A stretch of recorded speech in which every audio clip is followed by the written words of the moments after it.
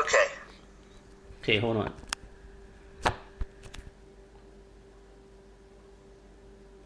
Good evening. This is Winston Wu of Happier Abroad again. Today I'm going to do my second podcast, and it'll be with a friend of mine named Mitchell, who lives on the East Coast.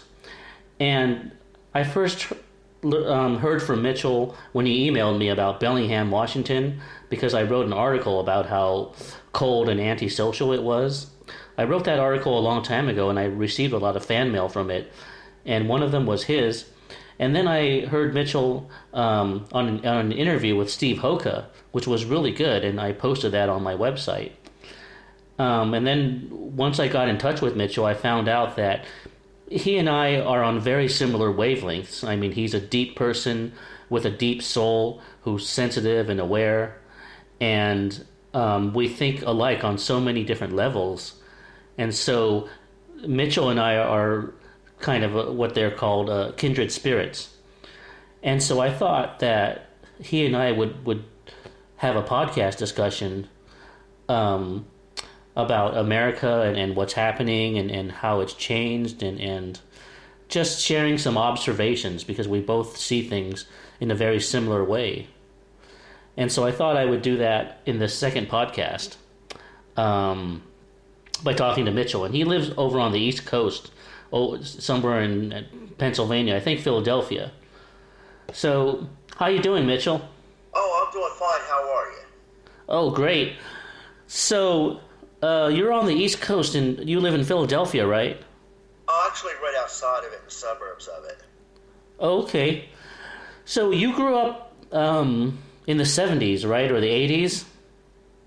I would say I would have been like a toddler back in the 60s, and then I grew up in the 70s, and then towards the end of the 70s went through my teen years through the latter part of the 70s, early 80s. Yeah, so how was America different back then compared to now? Well, it would almost seem like there was a whole different energy about it. Like, if you notice, the expressions on people and how they carry themselves, there really does tend to seem like be like a real coldness about people today in general. Yeah, I noticed that. I mean, in the late 70s, I was in kindergarten, and in my daycare environment, the kids and the teachers seemed very warm and kind and caring. You know, kids are kids. They have playful imaginations, and sometimes we fight. But I remember that everything just seemed a lot more innocent and more simple. And I always thought it was because I went to a good school, but it was also because the culture in the late 70s was like that. It was more simple. I mean, people were just more natural, and you can see that in the TV shows of the 60s and the 70s. Like, I watch a lot of westerns and family shows from the 70s and before that, and the people just seem very different. There seems to be a wholesomeness about the people there and a naturalness that you don't see today in modern America. And then during the 1980s, it started to change.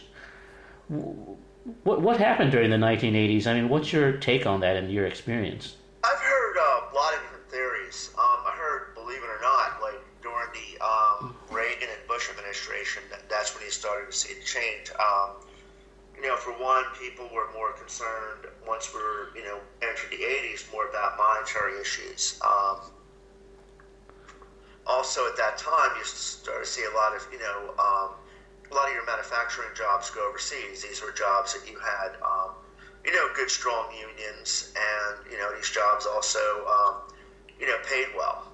And a lot of your, good paying, blue-collar jobs going overseas, and a lot of your jobs becoming, more service-oriented, and, jobs that tend to be more service-oriented are going to also be more competitive, more backstabby. Yeah, and so America basically became more materialistic during the 80s with the Reaganomics. Became And more materialistic, but also more insecure. yeah, and more competitive. And you noticed that when you grew up in Philadelphia too, or? Yes. Okay, yeah, I mean, I noticed that too growing up in California.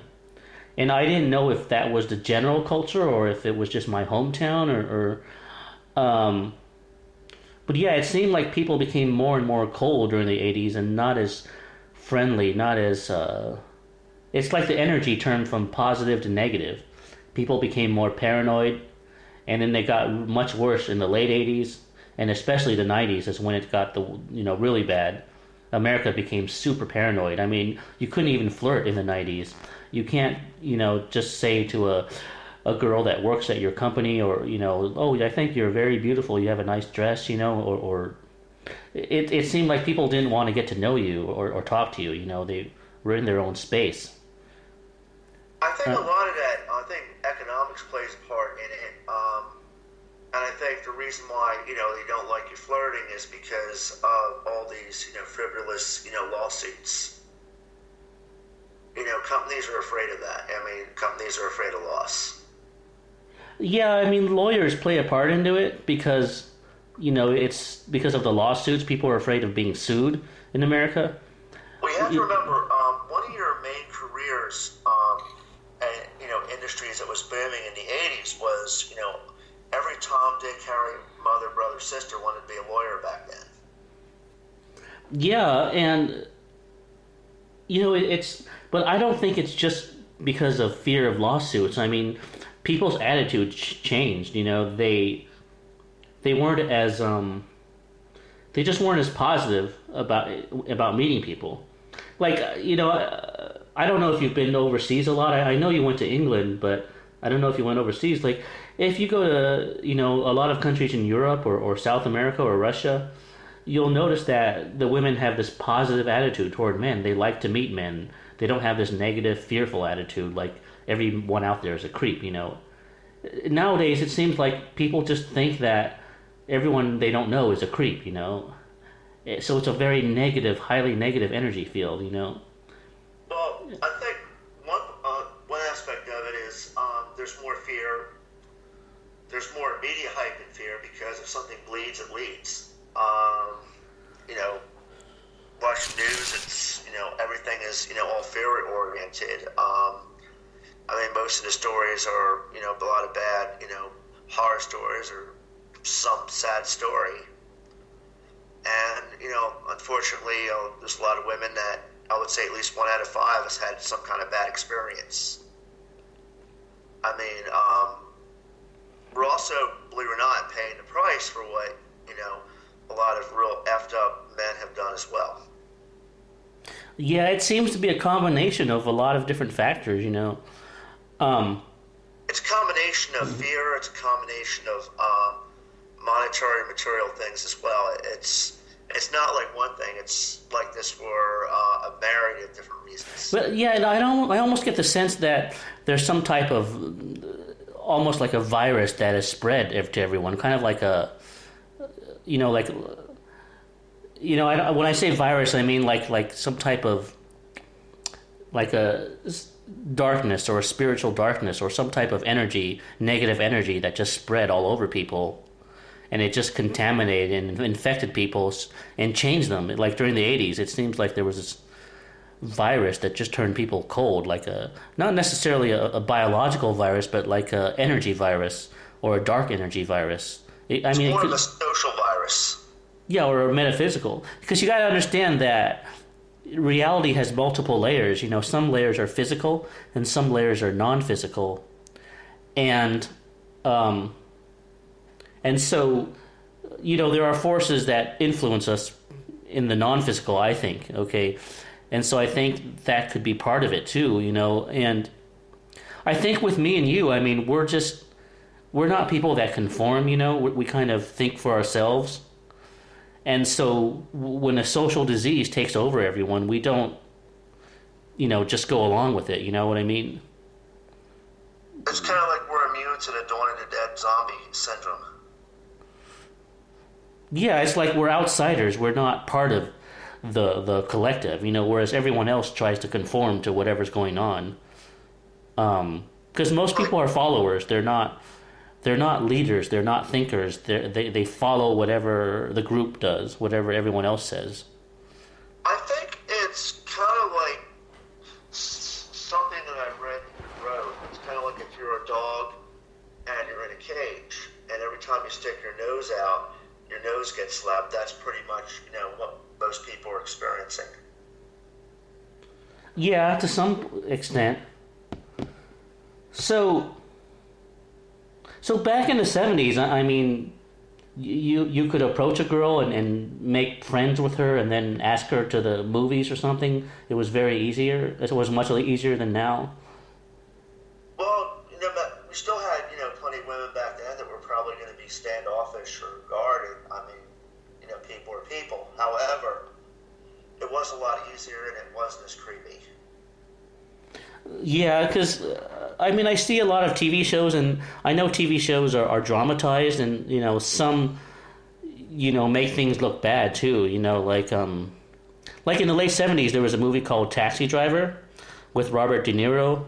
Um, yeah, Taxi Driver. I don't know if you saw that with I've Robert seen De Niro. parts of it. Yeah, I mean, it made New York in the late '70s seem kind of cold and mean, and high crime, and but there were many other shows that made people seem very warm and open and friendly. And so, I mean, I think it was a mixed bag, but at least there was no political correctness back then. There was to a point, but not to the extreme it is now.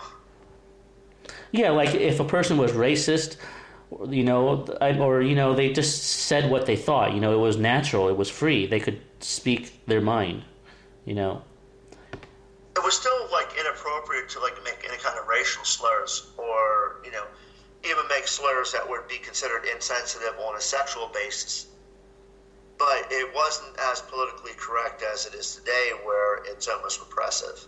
Yeah, when I was in elementary school, I mean, kids in the early '80s, kids would still make fun of my race, for being Asian. I mean, they would make slanted eyes or stretch their eyes and make it look slanted and make fun of me being Chinese, and they would have racist jokes. But I guess with kids, it was more okay than with adults. But yeah, kids would make lots of racial jokes in school back in the early '80s, and yeah, it just seemed like it was. I never liked school. It felt like a prison. It felt like you were in some type of camp where you had to obey the rules. And I mean, it wasn't a fun place. And I never really conformed or fit in. It Trying to seemed, conform I don't know how to put this, but I don't really think we're neurologically wired to conform for some reason. yeah, it's like, if you're a free thinker or a deep soul, you're just different. You have a different soul. You're almost like an alien. And I don't You really know. think like your schools were actually ever meant to create intellectual people or free thinkers. It was never really designed to create a Mozart or an Einstein or some great thinker. Your schools are specifically designed like a factory to produce a product and have it go out on the conveyor belt. Yeah, well, there's a lot of evidence that schools are there to dumb people down because, um, I mean, the elite don't want people to be too smart or educated because then, if the lower class or the middle class becomes too smart and educated, they could become a threat to the upper class and start threatening their business monopolies and prices and stuff. And so, they want to keep, the lower class low and, and the middle class as a buffer zone. And, they don't want, the people to rise up and upset the system or change things or change the status quo. So, so it's in their interest to keep people dumb. It's like they need you to be smart enough to hold a job and to do math and to be responsible and go to work. But they don't want you to be too smart to think for yourself and to question authority. So, Basically, they want you to be able to follow instruction and basically have your faculties together so you can pull the right levers and push the right buttons. right, it's like it's like your purpose is to be this worker bee, this robot that produces and is productive. And society is basically a sophisticated human cattle farming. In a Um, sense, it is. It's almost like we're cattle and we're cattle to some economic commodity that the powers that be, want. yeah, and I don't know if you know who Jordan Maxwell is, but Jordan Maxwell is a conspiracy researcher, and one of his clips was featured on the movie Zeitgeist, the internet documentary Zeitgeist. I don't know if you've seen it, but I've watched some of them, believe it or not. They were really interesting. yeah, but Jordan Maxwell said something interesting. He said that what the government pays for, it gets. So if the government was not getting the results it wants, it would change things. So what he was saying was that government-run education is meant to dumb people down because the scores of people in American schools are so low. I mean, they're much lower than people in other countries, like in Japan or Germany. I've heard that. Yeah, and so it's like the elite want to keep kids dumb, and Jordan Maxwell was saying that it's obviously by design because if that's not what the government wanted, it would change things. But the And government believe it doesn't or change not, things, so that it must be getting what it wants. No. it's more so now than it would have been, let's say, a couple decades ago. Yeah, and the American school feels like an oppressive environment. I mean, have you noticed kids in America hate school? I mean, they see it as a negative, oppressive environment. Whereas you go to Europe, for example, and kids are more positive about school. It's more of a positive environment. They don't hate it as much. And in poor countries, it's considered an honor to go to school. It's not considered. It's not like they don't see it as a prison. It's not like Americans do. So, um, yeah, and the school is a very toxic environment. That's why there's so many bullies in school. There's just so That's why many. people don't learn properly, and that's why we have a lot of the social issues we do in this country. Yeah, I mean, have you noticed, like, when you go around a city or a suburb, you see so many depressed looking people, like they have nothing to live for, like degenerate, depressed people. And it's really sad. It's like, what can you do for them? Like, have you seen that when you go out to the supermarket or walk around the city streets? You see kind of like these depressed people that are very angry, but they have nothing to live for, and they're kind of like trapped, and unhappy. A lot of people you see almost have a scowl on their face. Yeah, exactly. A scowl. It's like they're perpetually angry and unhappy, and they don't know what to do about it. They just take it out on everyone. They kind of just look like very angry people a lot. Yeah, and you see people who look depressed too. Especially in the cities and the suburbs. You know, it's mostly in urban areas because the American city is kind of like a soulless environment. It's artificial. It makes you artificial, and we humans are not meant to be artificial. You see, we're meant to be natural. So when the society forces people to be artificial, it just creates all kinds of mental imbalance. It creates mental problems, I think. That's why you actually have a lot of crime in a society, a lot of violence, a lot of gangs. I mean, all that is a byproduct of the alienation. Yeah, and have you noticed there's just something about America that makes you feel insecure? Like you kind of feel like you have to prove yourself and that you're never good enough. And if you don't work hard to remain confident and pump yourself with confidence and positive thinking, then you're going to slide into some depression or negative state of thinking. Like you're going to slide down if you don't work hard to just keep positive. Maybe you and I are just don't do well in trying to filter things out. Some people are better at kind of filtering what's going on in the environment. They're able to filter it out and be more focused. But if you're someone who is like more of a kindred spirit, free thinker, artistic, Yeah, or sensitive. Yeah. and said we're going to have more of a difficult time, filtering out a lot of these other energies that are around us.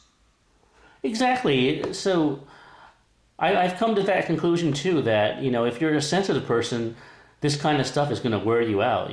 Like you can't tolerate a depressing environment and put up with it, whereas someone who's not so sensitive can. It's not even so much they're not so sensitive, but they're also, much better at being focused and, filtering things out and that's part of the reason why we probably, we're, in school because they basically, the whole idea was to make us, to be, more focused when we were in school. That's why we felt like imprisoned.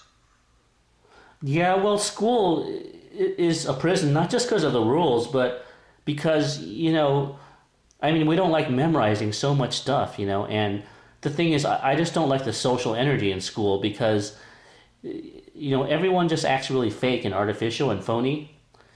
And it's like if you don't act artificial and phony, it's hard for you to make friends or to join a clique. And, it's really hard to make friends in high school. It's not as easy as elementary school. In elementary school, the kids made friends a lot easier. It came more naturally.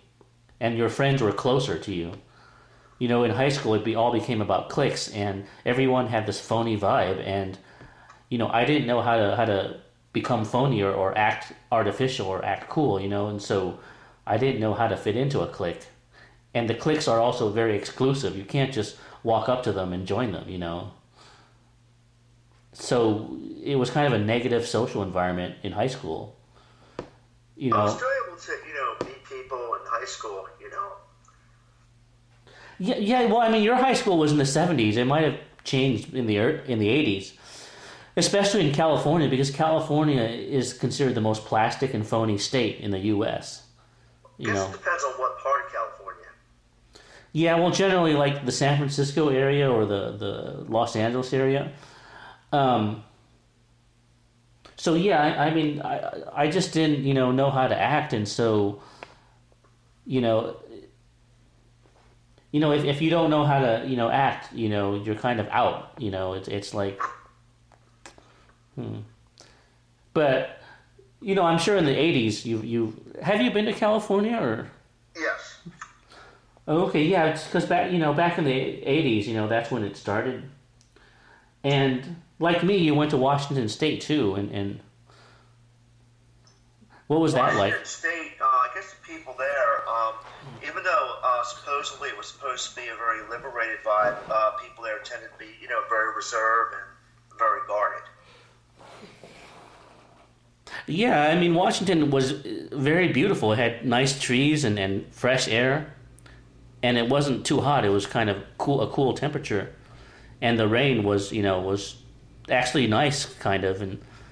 But the people just seemed like very, very guarded, very standoffish. And the Seattle Times even said that the motto in Seattle is "Have a nice day, somewhere else." So it was like no one wanted to connect with you. Nobody invited you out. I mean, they would smile and say "Have a nice day," but they didn't want to invite you to a barbecue or to hang out or something. I've heard a lot of mixed stories about Seattle. I've heard, like, before the Microsoft boom, it was actually a lot more open. Yeah, well, maybe because Microsoft, is a giant corporation, and in a corporation, people are very businesslike, and so that might bring like a different vibe to it. Now, what I've heard about Seattle is, heard at one time, people were at one time a lot more approachable, more social. It was more laid back, more down to earth, especially smaller towns like Bellingham. But I think when you had, a lot of your big business, Microsoft, and then the bank that went along with it, everything else, and a lot of, money coming into the area, pretty much that's when it changed. Yeah. Did a lot of the older people in Seattle tell you that, or? Yes. Okay, so, but if they felt that way, why didn't they leave? I mean, these people who told you that. I guess a lot of people have lived there all their lives, and they had properties there. That's what they were used to. So a lot of people, they're still going to stay, but a lot of your older people that are there are already established their own cliques. Yeah, and you're not the only one, or we're not the only ones that have noticed this, because if you Google the Seattle freeze, you'll see that it's a phenomenon that has been recognized. Even in the Seattle newspaper, the Seattle Times ran a story about the Seattle freeze and how hard it was to make friends in Seattle or to meet people So, the phenomenon has a name. It's called the Seattle freeze. It's not just something you and I think or see. Um, but didn't you tell me, or someone else tell me, that most people in Washington are have a Norwegian background or something? A lot of them are a lot of them are of Norwegian descent, and I think right now it's going to attract people that come from areas that people tend to be colder.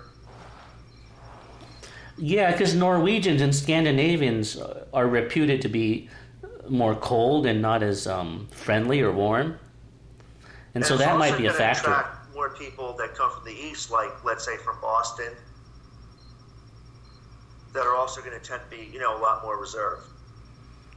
Yeah, and I wonder if people who like cold weather just tend to be more reserved. Because some people think it's because of the rain, but people in England, it rains a lot too, just like in Washington. But the people in England are not the same as in Washington. They're much more broad-minded and more down to earth. They're more upfront, but on the other hand, you're still dealing with people that will tend to be very private people. Right, right. So when you were in England, I mean, what was that like? I mean, how would you compare that to America in terms of people and the culture? I spent most of the time with my girlfriend, but so there were through people that I was introduced, but they seemed pretty warm, very talkative. Yeah, did people make eye contact or smile? I mean, did they have that scowl on their face, or Not as much. were you in London, or where were you at? Um, Up in York, a city called Kingston upon Hull. Okay, okay. And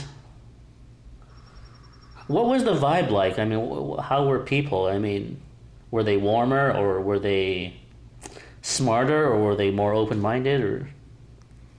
I would say more or less kind of in between. Uh-huh. So they were kind of like better than well, you live near Philadelphia, and Philadelphia is supposed to be one of the most unfriendly cities in America. So everywhere you go, people are going to seem friendlier. I mean, you Believe could it or not, Philadelphia would probably make Seattle look friendly. yeah, like you could go to Arizona, and Arizona would seem friendly, or even Seattle. I mean, people in Philadelphia, I mean, they just seem mean.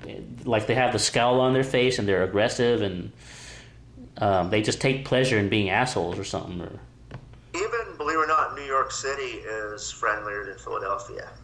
oh, really? Yes, even New York City is much friendlier than Philadelphia. Yeah, I wonder why people don't just leave Philadelphia then. Well, a lot of people have, but also a lot of people, have their roots in the area and, already have, established, close friends and, established careers. So they figure, there's really no reason to uproot and, just accept the situation for what it is. Yeah, it's easy to get tied down, like if you have a job or roots or something, but I guess it's not that hard to move from one part of America to another. You just have to, do a lot of work and moving and stuff. Well, it's just like people like you and I, if we get up and leave, go to another state or even go to another country, we're not really leaving much behind where, a lot of people are. Yeah, yeah. So when you were in England, you dated a woman, right? And what was that like? I mean, how are the women there compared to here? Well, the only thing I could say is they're less likely going to dump you for, superficial reasons like they would here. Uh-huh. So they're not as, like, shallow or judgmental, you mean? If they have an issue with something, I might get chewed out for it, but they're not going to just go and dump me. Uh-huh. So they're more, like, down to earth and more, like, they care more about the relationship. They're not as cold about ejecting people like Americans are. No. I see. They're And more sentimental, more romantic about it. Over here, they'll dump you for some of the most ridiculous, most outrageous reasons. yeah, and sometimes for no reason too. some American women will drop you just for the heck of it, just because they change their mind and have no reason to. I also think that's because we became a byproduct of being a very disposable society. Yeah, so it's like you can work really hard to, get a girl in the U.S. and even if you succeed, it could just disappear in an instant. It's at kind any of time. a big difference between like obtaining something but then maintaining it. Yeah. So did you feel like you could just be yourself around English women, or? Pretty much, you can be yourself. You don't have to, try to put on any airs. But then again, I don't really do that anyway. Yeah, I mean, do they contribute to the relationship and? How can I explain it? They're more, contribute to it. They're more, it's more solid. It's like once you're in a relationship, you're in it. Right. And I think over here also feel that the media plays a big part in it too, especially your modern media as we know it today. Especially with these reality shows and most of what you see on TV is like very shallow, very superficial. yeah. Very shallow or superficial or very violent, and violence is more promoted. A lot of your British, programs, people are more real. I remember even watching, when I was a kid, like there was this one, British sci-fi series called Blake 7, right? Uh-huh. I don't know if you ever heard of it. Yeah, I've seen some episodes of it. Like if you notice, it's the kind of world where the good guy doesn't always win. There's no guy on the white horse, and things are more complex, and it's more real that way. Yeah, I watched a lot of Doctor Who before, and so it's a similar show, yeah. And journalism's a lot different than it is here. Yeah, the journalists will talk more about how are they different, though? Well, I guess in some ways they're going to be more real. Over here, everything, we all have to put on a phony air to survive here. Uh-huh. Unfortunately, if you put on that down-to-earth, warm, kindred spirit right now in modern, America, you're going to be stamped out like a cockroach.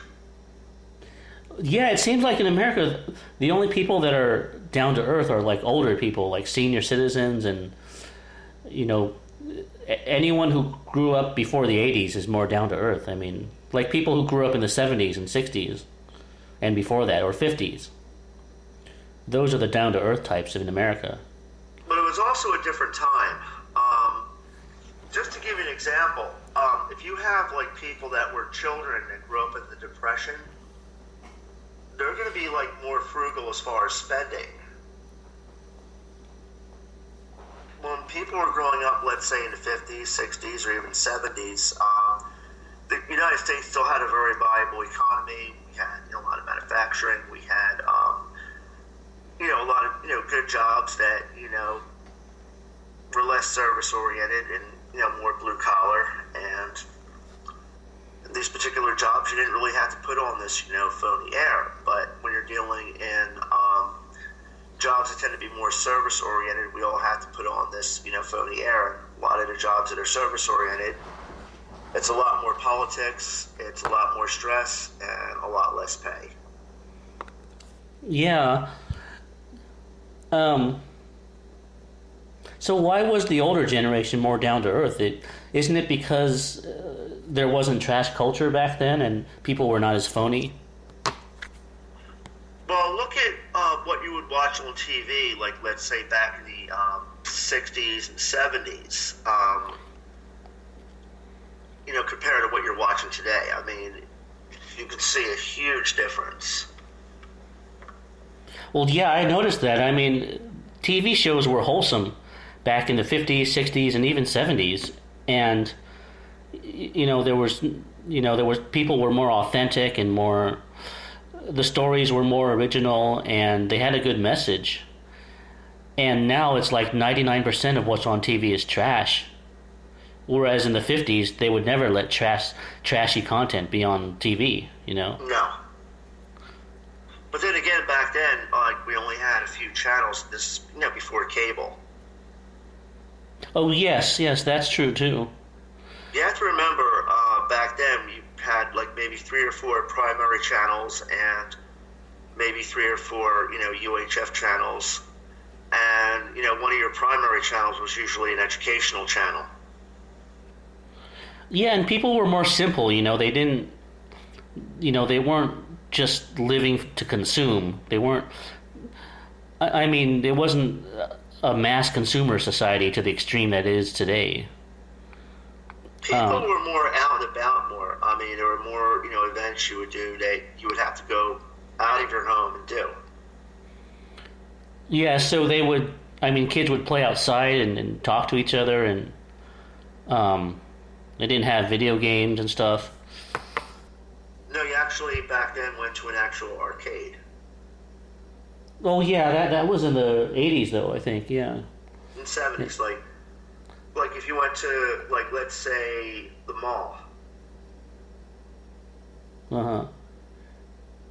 There were arcades in the mall. Let's say you lived in Bellingham, so let's say you went to the Whatcom County Mall. Back then, you would probably have a pinball arcade where you have pinball machines.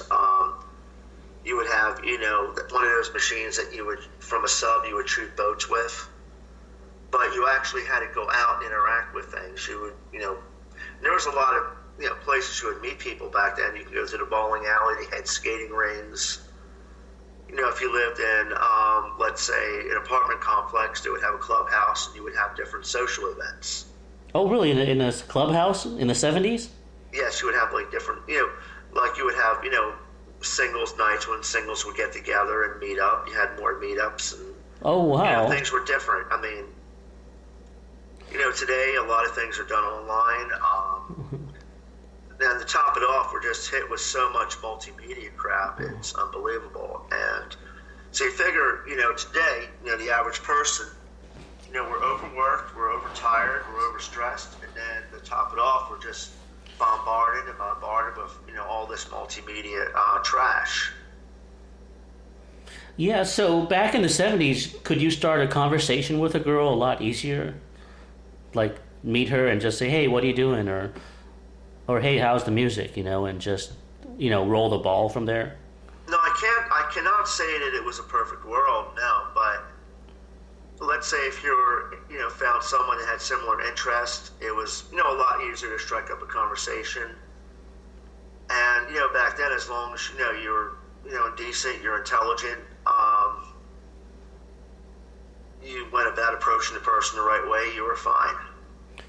So, there were many opportunities. Like, you could just walk up to a girl and say, "Hey, are you doing anything Friday night? Could we go to the movies?" And they would say, "Sure, pick me up at 7," like that. Was it that simple, or? I don't know if it was that simple, but let's say if you struck up a conversation and conversation became more intense, deeper, then it can lead in other directions. Right. So I don't know how old you were in the 70s, but did you date more back then than later? I would just say, back then, most of it I was too young, but it was a lot easier to, meet people. It was a lot easier to, go up and strike up a conversation with, women you didn't know, strange women. Yeah, and it wasn't easy to hold their attention and to keep a conversation going more than it is today. Oh, yeah. And it was a lot easier to, go out for a nice walk or watch a nice sunrise. Yeah, or moonlight walk on the beach. And, just be more romantic and just embrace that. Yeah, so the girls back then, it didn't seem like they were in a rush to be somewhere, like they were in a rush to get somewhere else. Kind of like today. I think everyone's in a rush, but you also have to remember today, people today have less leisure time than you did back then. Oh, really? I would have hoped they would have more. With automation and, modern conveniences, geez. No. A lot of people today are overworked. A lot of people, or working two jobs. Back then, you could make it with one job that paid a lot better.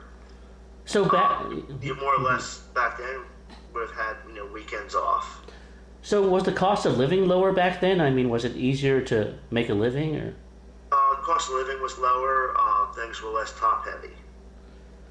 I mean, back then, could people pay off a house mortgage quicker? Or I mean, how much was a house, and how long did it take to pay it off? And You figure like a house today that might be a couple $100,000 might have been about maybe $35,000 back then. wow, that's like a tenth of what it is now. And I'm so, not exactly sure because I don't own a house, but so I don't know if I'm totally. yeah, I'm correct. talking about like a house in the suburbs, for example. Of course, in the big city, it's more expensive, but in the suburbs, it would have been cheaper, and you could have paid. I heard you could pay off a house in a few years. And if you live further out in the rural area, it would have been cheaper as well because everything is based on location, location, and location when it comes to real estate. Uh-huh. What about when you went to a restaurant? I mean, was it cheaper? How much was it in the 70s? Food was cheaper. Although in the 70s we were hit with high inflation, Yeah. but nothing like this. Like, how much did a hamburger cost or a restaurant meal? That I'm not exactly sure. I really can't give you a number on it, but just to give you an example, like for less than $10, you can fill up your entire gas tank, and even if you had like a big truck. Yeah, well, yeah, I would imagine it would be less. Like, at a restaurant, maybe you could get a meal for $3 or something, or $2. Now, like let's say for $10 you can get a nice lobster dinner back then. Oh, yeah, yeah. Today it might be near 20 or more, 30. Probably more like 40 or 50. But I just mean like a standard meal, like at Denny's, for example. I would say something like that. I would say under $3. Yeah, because today everything in Denny's costs like $9.95. Everything is $10 at least. Like I said, back then for $10, you have a nice, lobster dinner or a surf and turf dinner, which like a lobster tail on a little steak. Wow. And Coke. Yeah, and the music was better back then too. The 70s music, it seemed to have a bit more soul and stuff. Music today has no soul. Yeah, today it's like it's trying to screw up your brain or something, or damage it. It would almost seem like, I don't know how to put this, but it would almost seem like there would be some something going on. I mean, something or is trying to socially engineer us to be something. What? I don't know. Yeah, well, the conspiracy movement has a lot of theories on that, and when you guess about what the ruling elite are doing, all you can do is speculate and put together evidence and connect the dots, but it really depends on who you listen to. I kind of think everyone has a little bit of truth, and so like somebody like David Icke or Alex Jones, they have some truth, but they exaggerate a lot too. So I think there's a lot of reasons, and most intelligent researchers have a bit of the truth, but nobody knows everything, I think what I really think is this. I think a lot of their policies and economic policies and marketing strategies, play a part in it. It might not be actual deliberate, but what's going on now is more of a fringe benefit to them. Yeah, and also things go in cycles, like if you look at history, governments and countries, rise and fall, and they get better, and they go down into debauchery too. So there's always a cyclical nature of history. And of course there's corruption too in politics, and once a government starts growing, it doesn't want to shrink because it needs money and more power and control in order to expand. So that's why the founding fathers of the United States always emphasized that government should be small and only protect the liberties of people. It should never become big and start doing too much. It should only protect basic liberties, because they knew once it grows, it doesn't. It's gonna become a monster and not stop. And right now, our governments have have grown too big. Yeah, I heard that. Like after World War II, the government grew like 20 times to what it used to be. So that's not good, because if the government grows, it's going to need to pass more laws and regulation and, like control people's lives and tell you what to do more. And they're just going to, bother people more and and impose more rules and butt into your life more, and so the U.S. It has actually become one of the least free nations, because I don't know if I told you this, but America has more laws and regulations than any other country in the world. So with more laws, there's more control, so there's less freedom. So it's actually one of the least free countries. It's not the land of the free anymore. It was only the land of the free maybe in the 1800s and the early 1900s, but not in modern times, no. No. Yeah. Hey, Mitchell, we've already done 45 minutes. Do you want to continue, or do you have to get back to work? Or we can continue another 15 minutes. This is becoming more interesting. Okay, that's good. Yeah, I just wanted to let you know. I really think part of it is the fact that overpopulation, that's playing a part as well. I mean, right now the world's at over 7 billion people. Back then it might have been maybe 4. Yeah, that's definitely a factor.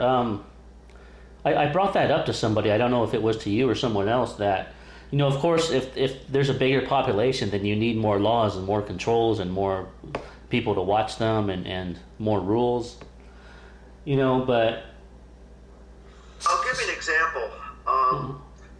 Like here on the East Coast, like Pennsylvania, New Jersey, they're going to have more regulatory laws here than, let's say, I would if I lived in Washington State. Right, because Washington has less people. I'm less likely going to get pulled over for some stupid traffic infraction in Washington State than I would here in Pennsylvania. Yeah, I noticed that. Like if you're driving around Arizona or Utah, out in the middle of nowhere in the desert or in the mountains, I mean, nobody really pulls you over because, it's like nobody bothers you, I mean, over here, it's like any little thing. You don't even have to really be doing a moving violation, but if you don't have, like, the right sticker on your car, they'll pull you over and fine you. It's a lot more, regulatory things here than you would have, like, let's say, if you were, in the state of Washington, for instance. Yeah, I've noticed that. Yeah, because the cops have a quota, of tickets that they have to give out, and they have to meet a certain quota. So I don't know if it's that. I don't think it's that, from my understanding.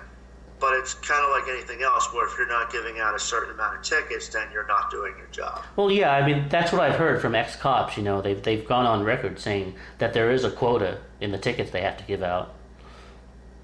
And so the worst time to speed is at the end of the month, because the cops that have not made their quota will be looking for excuses to give tickets. So the best time to speed is in the beginning of the month, when the quotas, have been reset, but not the end of the month. It could be any time, believe it or not. It wouldn't make a difference. It's a situation where a lot of money, is made through, fines and other punitive things, because if not, then, then the tax dollars would go up. Yeah, and I prefer taking public transportation like they have in Europe. You get more exercise and you can walk and talk to people. In Philadelphia, can you get around without a car? I mean, is the public transportation really good? Or? It's good, but I wouldn't say it's the safest. So it's not as extensive as New York, right? I would say it's about 70%, it's pretty good, but it's just a pain in the neck to take buses. Yeah. Like New York, I can walk most of Manhattan, and not have to be worried about being constrained, being in the vehicle. Right. So when you take public transportation, I mean, it's like in America, you don't really meet people, right? I mean, people just are kind of cold toward other people because there's a cold wall, Kind of like if you were to chat up a conversation with someone, let's say on a bus or subway or commuter train, that would be considered inappropriate socially. Yeah. What I found is that older men tend to be more talkative towards strangers. I mean, are you able to at least talk to like older men there? But then again, if I'm talking to women, I much prefer talking to women that are more around my own age. Yeah, but I'm talking about older men. Older men tend to be very like talkative towards strangers. They tend to be more willing to talk to a stranger. I mean, in Philadelphia, are you able to like chat up like older men or? Actually, believe it or not, most people here are going to tend to be very guarded. Oh, even older men, like even seniors and. Yes. Okay, because over in California or even in the Southwest USA, the older people are pretty friendly and they talk to strangers pretty easily. The older people especially in the small towns like in Arizona or New Mexico. And I think you live like places like New Mexico and Arizona. Especially in New Mexico, you don't have the population and the density you would have, here in the Philadelphia area. The area, actually, it's called the Delaware Valley, which would encompass, Philadelphia, Delaware, New Jersey, South Jersey, all of that. Yeah, and you used to live in New Mexico, right? I lived there for a few years, so a place like New Mexico, people are going to tend to be more open. Even in a city like Albuquerque, more so than Philadelphia. Yeah. Believe it or not, even the women. Uh-huh. So were you able to meet more women in New Mexico, or? They were a lot easier to talk to and a little bit more inviting. Yeah, I noticed that when I drove through there, that people were more laid back, and the waiters in restaurants would talk to me, even the female waiters, and in California or Washington or even in Las Vegas, when you go to a restaurant, the waiters don't make conversation with you. They just take your order and go. But I noticed in New Mexico they would talk to you more and ask you where you're from, and it had more of that vibe. That like they would say, "Oh, where are you from?" and then and ask questions about you and stuff. Had more of that intellectual curiosity. Yeah. Except New Mexico seemed like a very poor state. The towns were in kind of bad condition, and it seemed like there was a lot of poverty there and bad infrastructure and like in the small town dumpy areas. And also Albuquerque and some of these towns also have high crime as well. But I think in places that tend to be wealthier and a lot more industry, people are going to tend to be more guarded. Yeah, I noticed New Mexico didn't have a lot of tourists. Most of the tourists go to Arizona or Colorado or Utah, but New Mexico is not as visited. Like there's a lot of German tourists that drive around Arizona and Utah because there's so many canyons, not just the Grand Canyon, but lots of other little canyons like Arches and Canyonlands. And also in Arizona, there's many canyons and Navajo lands. And the Europeans go there a lot, especially from Germany. Germans like going to Southwest Canyons, but they don't go to New Mexico very much because I guess most of New Mexico is not very scenic, except the area in the north around Los Alamos, you know? Have you been to Los Alamos or? I've been through it, and also a really cool place is, going through New Mexico to Durango, Colorado, which you're going up through the northwest corner of it. It's a lot more scenic. Yeah, Colorado is a beautiful state. I noticed that when people live near nature, they tend to be more down to earth and more laid back if they live in a small town that's surrounded by nature, you know?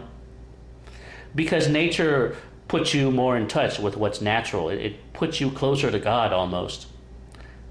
And I believe it puts you closer to your authentic self, not your socially created artificial mask that society creates. And when you're closer to nature, you act more natural. You're more down to earth too.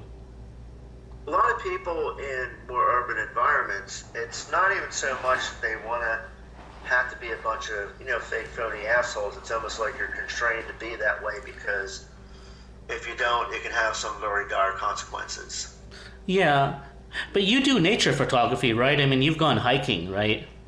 I do a lot of it. I'm probably going to do some of that today as well. Haven't you noticed when you're hiking that the people who like to hike are more, are more likely to smile and wave and say, hi, how are you? And, they just seem more relaxed and more, friendly. More so than if you're walking through a Walmart in the suburbs. Absolutely. Yeah, it's like once they're out in nature, they're more relaxed and are more likely to be more friendly and positive, whereas in the city, everyone looks angry and in a rush and paranoid. And it's almost like you have to put on that facade when you're in that environment because there's so many things you have to be concerned about. There's so many things that if you are open and wear that on your sleeve, there's so many things that can go wrong as a result because it's almost like if you're too open and, if you wear that, down to earth, kindred spirit on your sleeve, it's almost like you're opening up a portal to, dark things. Yeah. Well, if you're down to earth, I don't see how you're opening a portal to dark things. I mean, technically, it shouldn't be that way, but unfortunately, in urban environments, it is because you have a lot of very competitive yet very vindictive people as well. Yeah, that seems kind of upside down. I've just never understood like how people make friends or get into relationships in America. If everyone's so antisocial, how do people make friends or get married or get girlfriends? I mean, I think people will generally meet people through some kind of controlled environment. Like what? Can you give some examples? Like, believe it or not, even though it might be considered inappropriate and fear of like the harassment issues, a large percent of people, believe it or not, meet people through work. Or people through different organizations or events that they're part of. Yeah, because I don't think the average American has a whole lot of friends. They probably have a few hangout friends or acquaintances. They don't have like a lot of close friends or a great social network. That's because today a lot of times people don't really have time for other people as much as we did, let's say, back in the 70s or early 80s. Yeah, or sometimes they probably spend a lot of time on dating sites, and of course they have to lower their standards too. I mean, it's hard to get anyone attractive in America. I mean, you almost have to lower your standards and not care about looks, Well, the problem with meeting women in America right now is I was born at the very tail end of the baby boom, but people that were born after it, there was more of a baby bust, which meant that due to the fact that there was less people being born, the ratio between men and women pretty much equaled out, and in some situations there might even be more men than women. But let's say if I would have been born sometime in the 50s or early 50s, I would have, had, a lot more options as far as the availability of women. Yeah, I mean, the Census Bureau says that there's almost the same equal amount of women and men, but it seems like there's a lot of single men, but not a lot of single women. A lot of the women were pretty much going to be spoken for, and there's also a lot more men than what's stated on the census. You have, more people, moving in and out from different areas. So there's going to be a much greater competition to connect with women than there would have been, let's say 35, 40 years ago. Yeah, and it's like you can't just show up at a bar and expect to meet women. I mean, it's not that easy. I mean, you don't just... No, and believe it or not, cold approaching is seen as something very negative now as a non-spoken word. Yeah, it's like out in public, people only talk to each other if it's for business.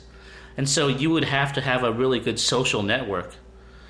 Like especially like, not just at work, but if you were part of a band or I don't know, part of some charity group or part of a church, or for example, you might have a little bit more opportunities.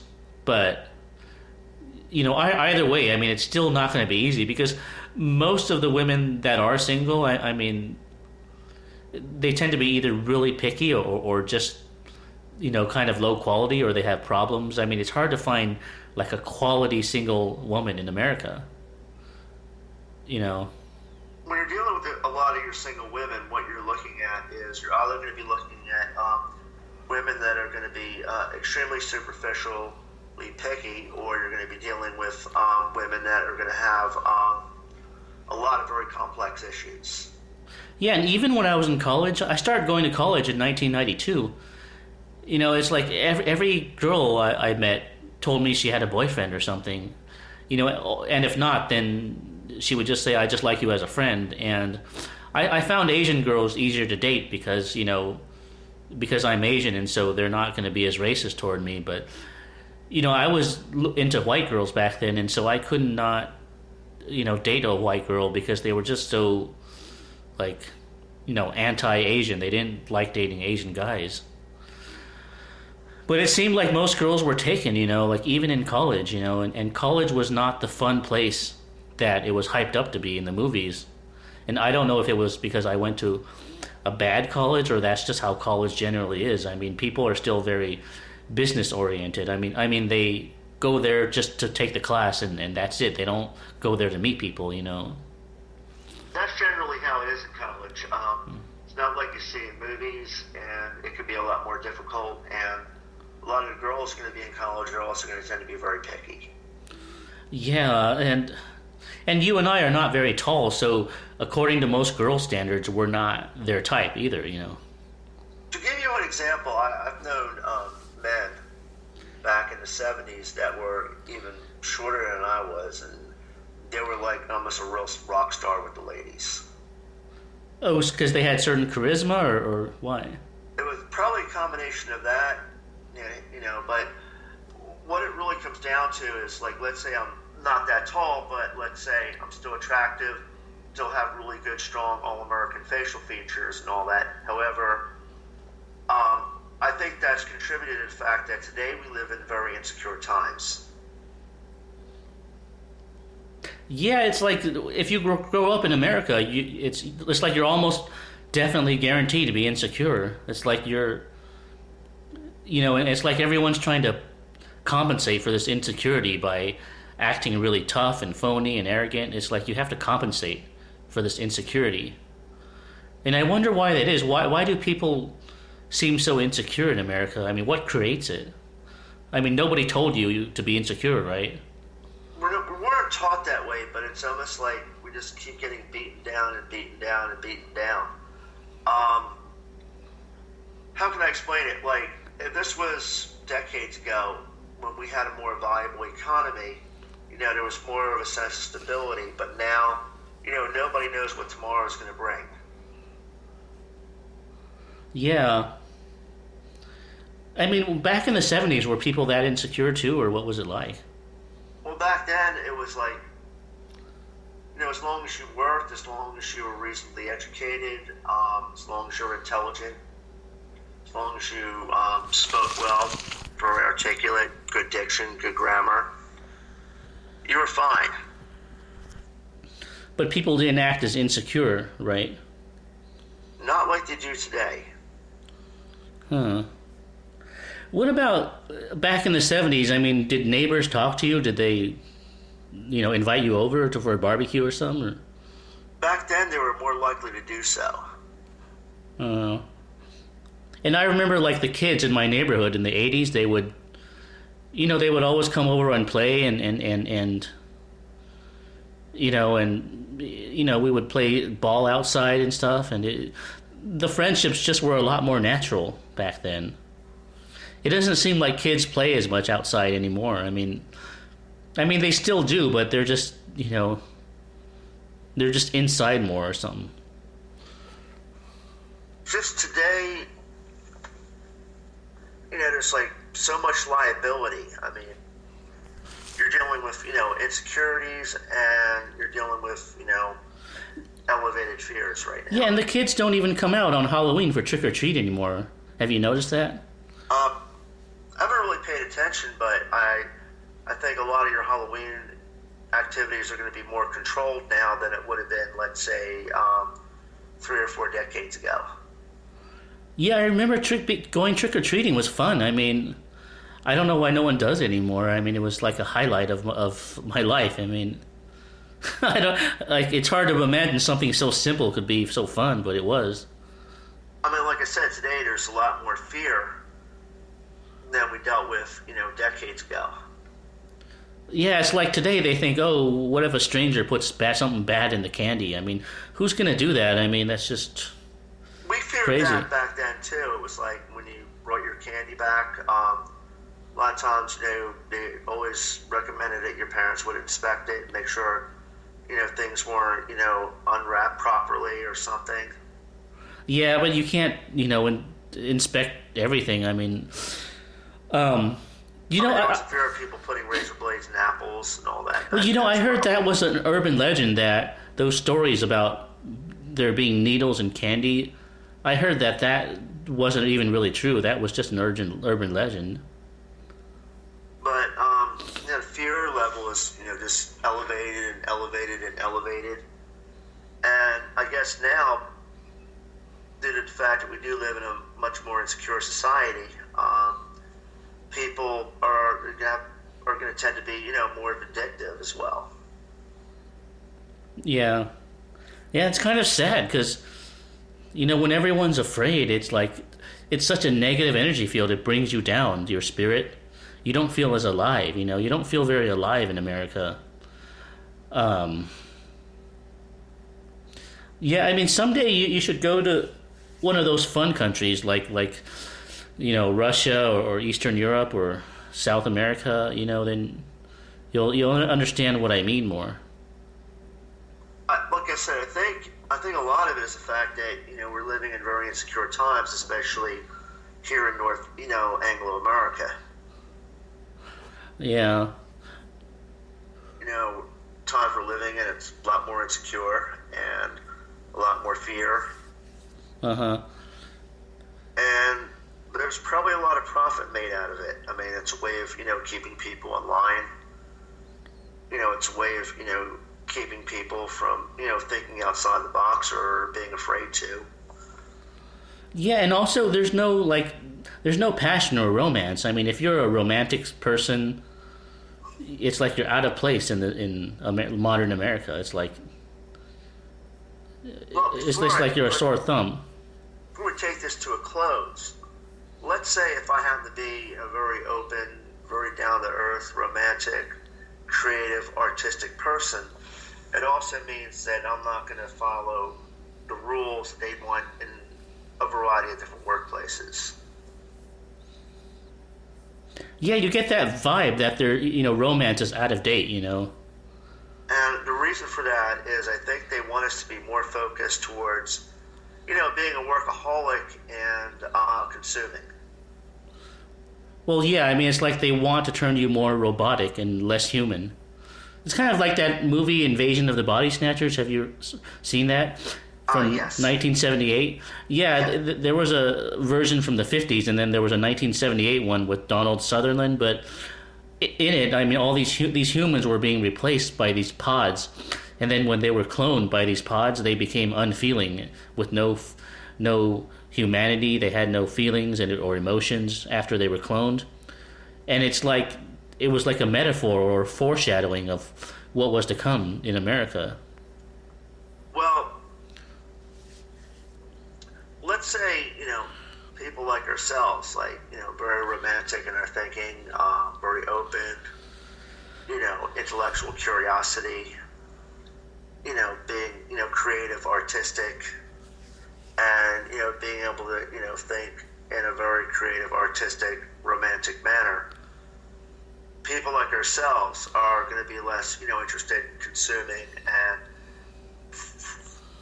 let's face it, we're not going to want to be a workaholic. We're going to want to have more time to go on these, free-thinking, romantic ventures. So, basically, people like ourselves will be more of a threat to the power structure and the status quo. Yeah, it's almost like like the Orwellian New World Order or 1984 has already happened. And a friend of mine told me something interesting. He said that if you're a deep thinker, you're not going to like America because America is totally predicated on phoniness, fakeness, artificiality, hype, illusion, lies, fakery. It's not predicated on truth or authenticity. So people who are deep thinkers usually don't like America. They usually prefer, like Europe or something, where intellectualism is more encouraged, more part of the culture. It's more conducive. And he made a really good point. Have you noticed that if you're intellectual or down to earth or very authentic, you just don't fit in America. You have no place. You're like a sore thumb. Pretty much. It's like if you don't become part of the machinery, you're not going to fit in. Yeah, it's like soulless or something. Like Therefore, even if you have a soul, you don't fit in. We're going to jam up one of its gears. How's that? Yeah, and that's such a bad feeling. I mean, the only solution is, gosh, I mean, I hope the whole world doesn't change like that, but the only solution now is to go overseas, to a country that's still more friendly and normal, where women will flirt with you, and I was talking to Steve and his friend Hector. Remember Steve Neese? Yes. Yeah, I was talking to him and his friend Hector, this Hispanic guy, and Hector said that when he was in Brazil, I mean, the women on buses would talk to him. They would give him Doritos. They would even give him a kiss out of nowhere. I mean, it was so positive compared to the U.S. The women were just so positive toward men. They were so like so sweet, and they were just so much more friendly, and their attitude was completely different than in the U.S. So that seems to be the only solution because Mitchell, if you're on a sinking ship like the Titanic, the obvious logical solution would be to get off of it, isn't it? Get a life raft and get off and hopefully go to safety.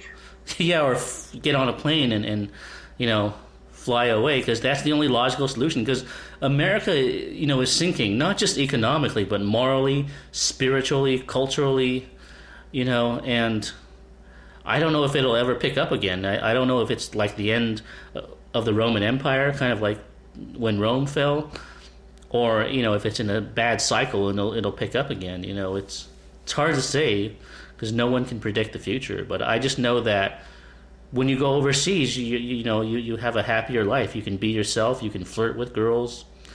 You can even go to a restaurant and people will talk to you by yourself. You go out by yourself, people will talk to you. It's not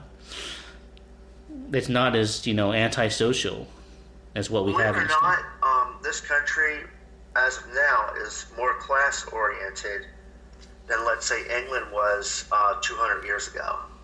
Well, yeah, the gap between the rich and the poor in America is the biggest in the world. Now, it's the widest. Is it possible that we can find other ways of making people more aware of this and start a grassroots organization.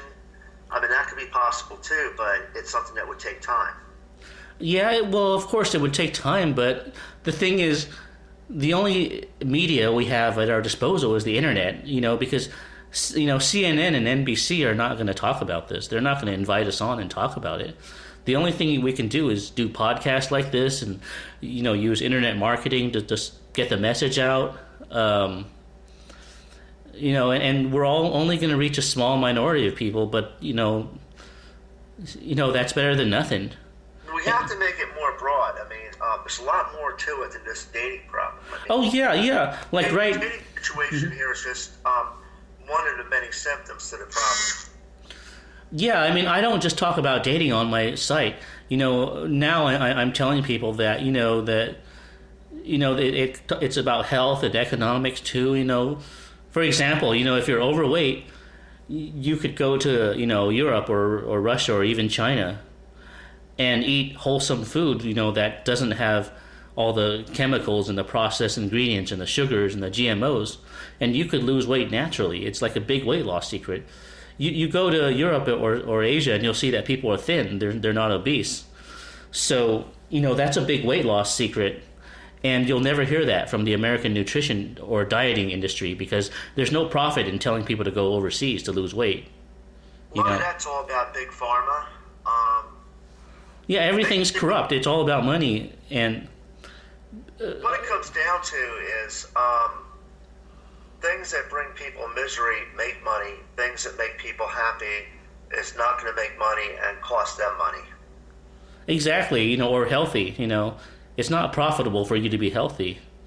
It's not profitable for people to be healthy, happy, and pursuing this, great, free-spirited, intellectual, kindred-spirited life. It's not going to be profitable for the powers that be or the status quo. Yeah, like a friend of mine named Eurobrat. He went to Italy and he said that the food was so healthy there and organic, and they used the best ingredients that, I mean, he was eating pizza and pasta every day, and even on that he lost weight because the food is so healthy in Italy.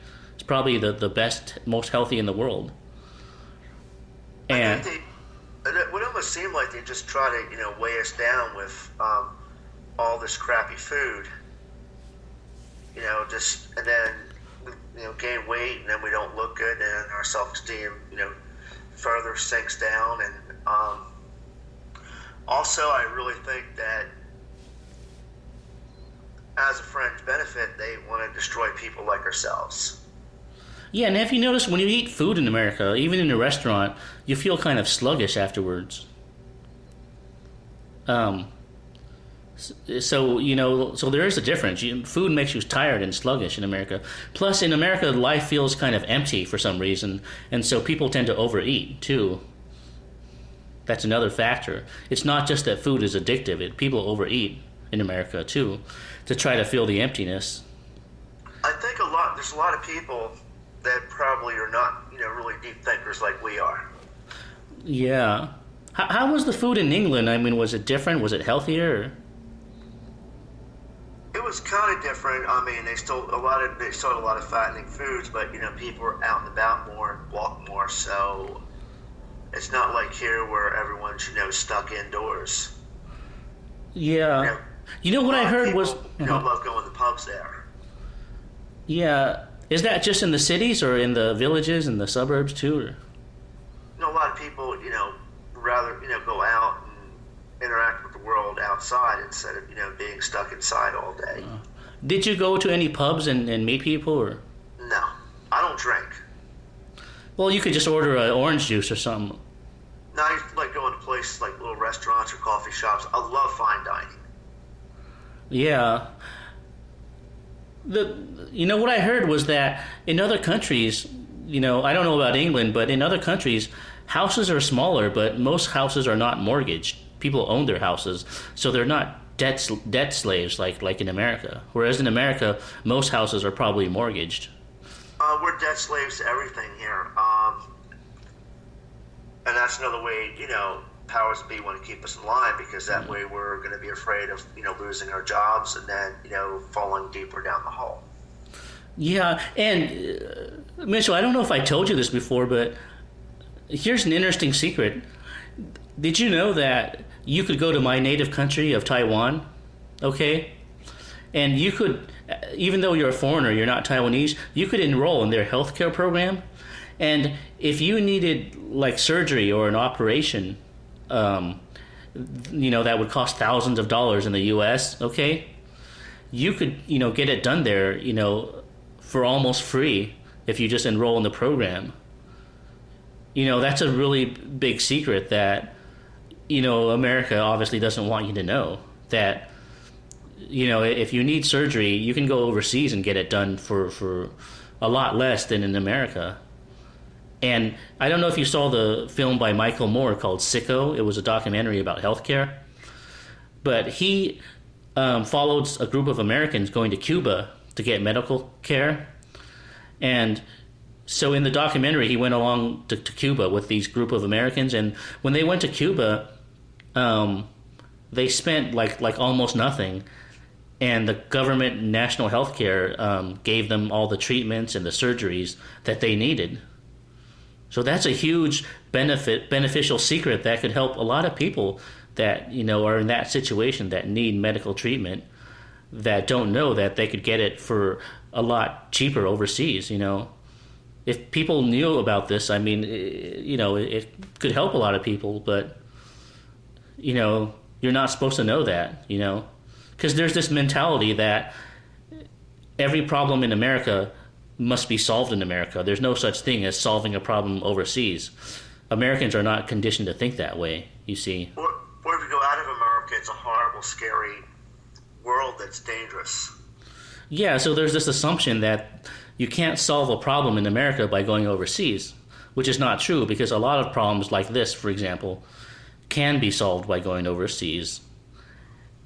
And it's not given any publicity, and that's sad, because Americans should know about these things. They'd have a right to know the truth, so that, the truth can help people sometimes. And this is one of those cases where the truth can be beneficial,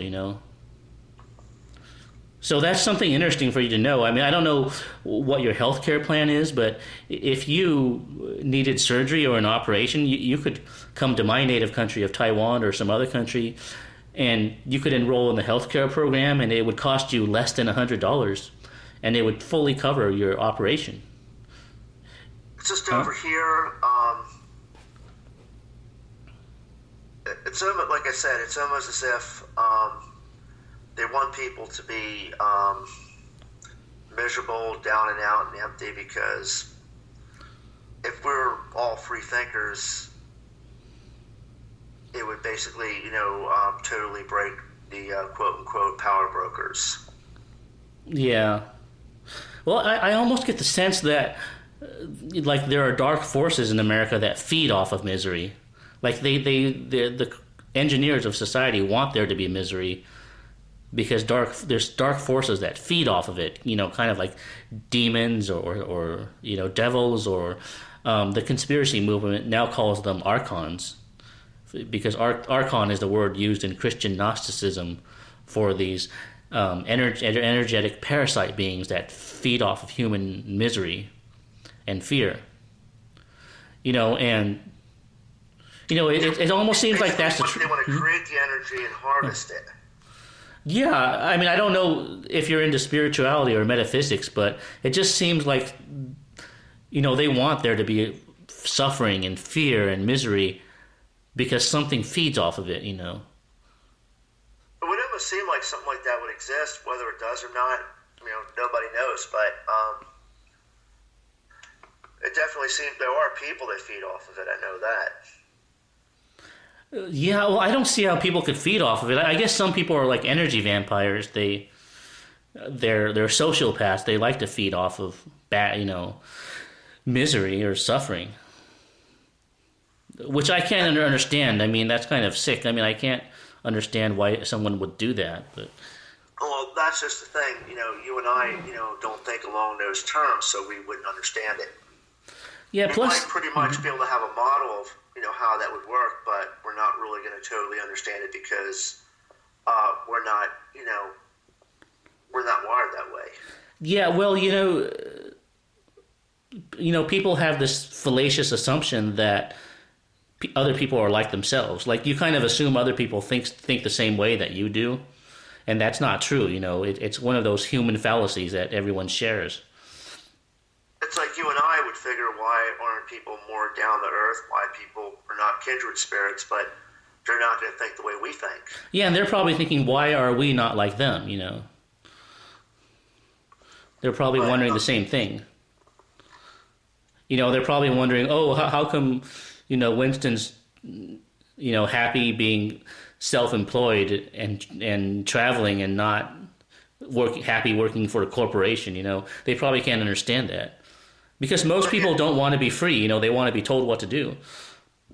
Well, the fact that we are living in very insecure times, people would rather, give up their freedom for a sense of security.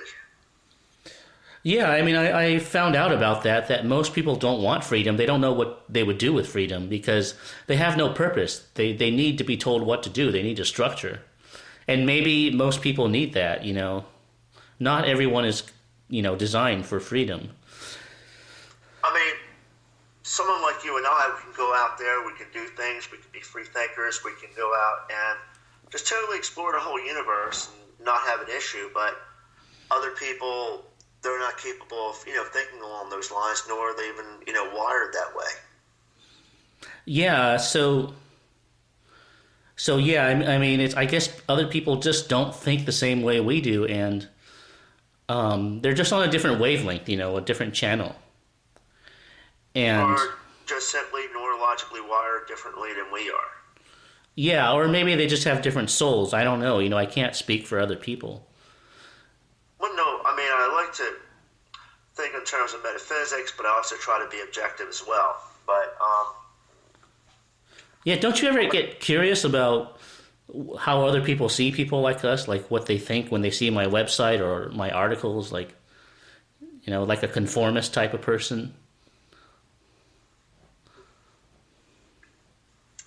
I guess there's some people who feel like, why do you have to travel out of the States to, get a date, blah, blah, blah. A lot of people, can't think beyond that box. Yeah, it's like those people are like in a different dimension, a different world. And Like I said, if people, when you have people that are narrow-minded, people that are scared, people that are miserable, people that are angry, people that are vindictive, they're more likely going to be more competitive to where they're going to consume, and it's going to keep whatever's left of this economy rolling. yeah, And that way they're more likely going to be, an economic commodity, to the power brokers. Where if you happen to be someone, that happens to be, a free thinker, free spirit, artistic, like to go out there and do things for themselves, be more of an individual, basically, and let's say it wasn't everyone. Let's say we're able to bring up the population of people like ourselves to, let's say, between 15, just under 20%, let's say 15 to 18% of the U.S. population. That would be a real blow to the power brokers, and that'd be a real blow to their profits. yeah, it's kind of crazy. It's like, how can a small group of people control millions of people? I mean, if there is an elite, I mean, you don't see them, they don't talk to you, they don't touch you, they don't interact with you. How is it that they can control everything? I mean, it's like there's something larger at work. Either a mind control mechanism, spiritual dark forces. It's just hard to imagine how a small group of people can control everything. I mean, Like I said, most people are followers. Most people are not individuals or leaders. Most people are just followers. And I think the people that are behind the scene, they know how to use the media to work in their favor because, you're probably dealing with a lot of people when you're dealing with media and marketing. You're dealing with anything from psychiatrists to social psychologists that would, give input on how to make things work. Okay. I mean, you're putting a lot into it. I mean, if I was to, let's say, produce a movie that would take place, let's say, in New Jersey, but it's like 200 years in the future, right? You would actually want to research how things are now and where things are going to come up with a more accurate picture of what it might be like. Yeah. Well, I mean, when you're like producing a movie, you're also putting a lot of research into it. Remember when I went to art school? If I was producing, let's say we had an assignment to produce, something from pre-Paralithic, men in Europe, right? Right. Or pre-Paralithic civilization somewhere in Europe. You would want to, research what it was like back then. Do as much research as possible, before you create your project. And when you're producing, movies, you're doing a lot of research on, what you're producing, what you're creating, what you're writing, your scripts. Yeah. Well, I have a theory that people that write books and produce movies, I mean, they're not just making up fiction out of nowhere. I think there's a creative force in people that channels a certain message out.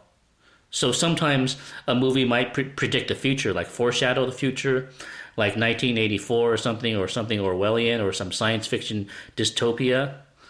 And this creative force could be giving us a message, warning us about what could happen. Because a lot of movies do foreshadow the future and contain a lot of secret truths. And I don't know if it's because the movie director is in on some conspiracy or a cult or they're part of some Illuminati or something. No, not necessarily. The whole idea is like so when I went to art school and you had to produce, a piece. The whole idea is you want to you research what you're doing. You try to look at, where society is now, what it was in the past, and where it could be going. Because I always have to remember, like, the past equals the present, which equals the future. Yeah, and creative people are able to see the big picture. They're able to, see a meaning behind it. And I'm wondering if there's a creative force that, generates a message through them. Kind of like, when the people who wrote the Bible said that, they were being inspired by some Holy Spirit to write these words. Kind of like that. Like there's a higher force. Like it could be from angels, from entities, or spirits, or from God, or just a higher spirit, higher. People just have that epiphany. Because a lot of artists and even actors say that when they're doing their best work, they feel like something is channeling through them, like almost like they're possessed by some energy that's doing the work through them. Kind of like when you're an artist. I mean, we use a whole different section of our brain, and you're also probably neurologically wired a lot different than the average person. Yeah. I mean. Yeah, but I mean, they get it from some higher creative force that wants to promote some type of truth, like. We're even a creative source within ourselves. Like if you watch the series The Twilight Zone, there's several series of The Twilight Zone. There was the one in the early '60s, and then there was one in the mid '80s, and then there's a recent one too. But all the series of the Twilight Zones. The episodes contain so many deep truths about humanity, and also they tell about the future. They foreshadow too, so it's not just randomly made up fiction. It's like they know something. I have to be heading now, but before I go, there was one episode in the old Twilight Zone. It was about it had to do with like this, old librarian, and he was, considered obsolete. Uh-huh. I don't know if you remember that one. He was like living. It was like some kind of futuristic, totalitarian type. Yeah, I think I remember that. Yeah, there were several like that. then the other one, Eye of the Beholder. You know, a lot of your old Twilight Zones were well thought of, very creative. Yeah, and they predicted things that have come true too. It's like the writer or Rod Serling or whatever. Knew things. I mean, he might have been channeling like a creative force that knew things that were going to come. That's my theory, anyways. I mean, but at any rate, I have to be heading. But I just want to tell you, it was great doing this interview with you. Yeah. I loved it. I mean, you're a very deep person like me, and so you could understand. And it's great to talk to someone who's a kindred spirit. Yeah, we should do more of these, and maybe next time, if you want, you could be the interviewer and ask me questions, or if you want to do that or whatever. What I really feel is, if we were to before I go, if we were to try to change things in the United States, we have to maybe start a grassroots organization, but it would probably have to be communicated right to where it would attract a greater number of people in.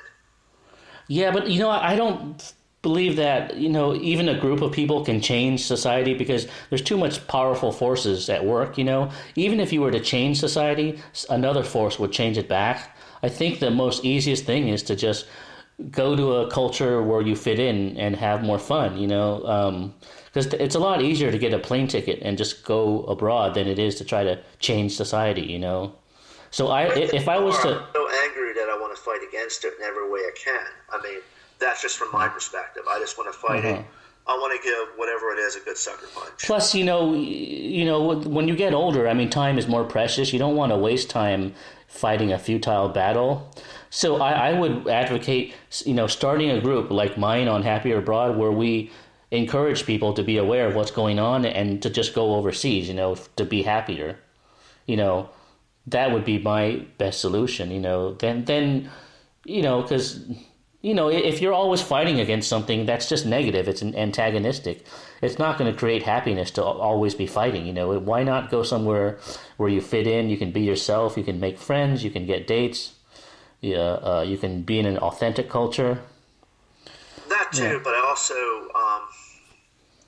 like to see a lot of other people free of this. Even here, I like to see this become a better world. For the future and for generations, because something else has to be done here as well. Because whatever it is, I want to, knock it off its feet. Yeah. But, I don't know. I just feel kind of powerless, trying to I do fight. too, but you can't fight, the government, the corporations, and all the secret groups and the mafia, and it might be like a whole network of things, but it really comes down to profit, and it comes down to the people that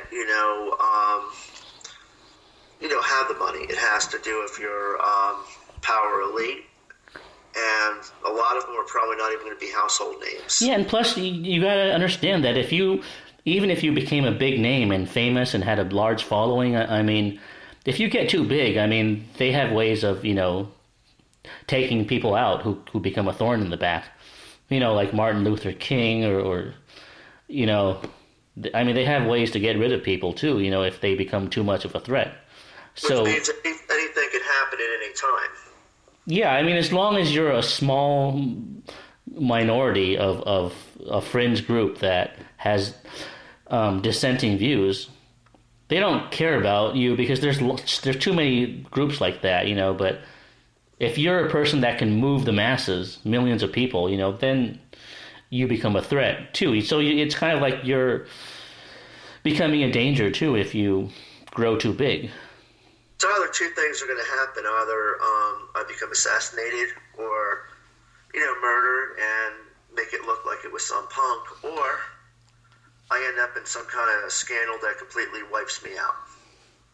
Yeah, I mean, they have a lot of ways to get rid of someone. They could buy them off. They could make them commit suicide, and